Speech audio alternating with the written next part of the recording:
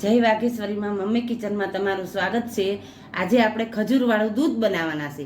તેના માટે મેં આટલી ખજૂર લીધી છે અને આ દૂધ બનાવે। ખજૂર હશે એમાં આપણે દૂધ એડ કરી દઈએ। આ ખજૂરવાળું દૂધ પીવું બહુ સારું શિયાળામાં, રોગ પ્રતિકાર શક્તિ વધારે છે। આમાં આપણે 2 થી 3 પાલા જેવું આપણે દૂધ એડ કરી દઈએ।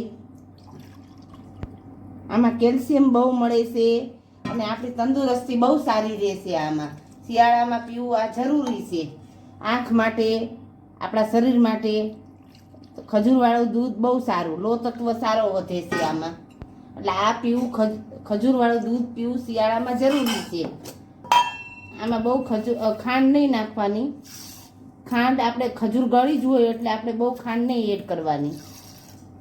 હવે તેને આપણે ધીમા ગેસે આપણે ગરમ કરવા મૂકી દઈએ અને આપણે ઉભરો આવે એટલું જ ગરમ કરવાનું, ઉકાળવાનું નહીં આને।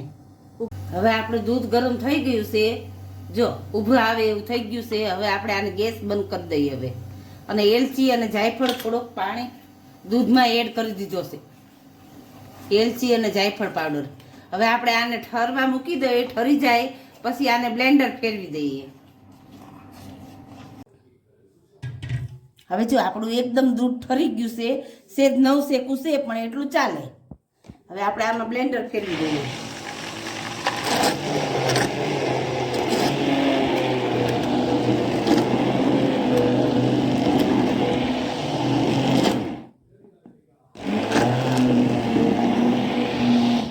જો કેવું સરસ મજાનું થઈ ગયું, ચોકલેટ જેવું લાગે, ચોકલેટનું દૂધ પીતા હોય ને એવું લાગે।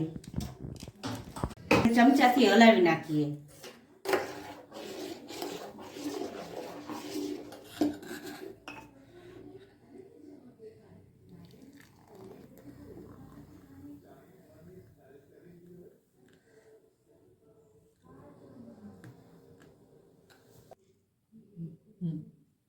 હવે આપણે ખજૂરવાળું દૂધ તૈયાર થઈ ગયું છે।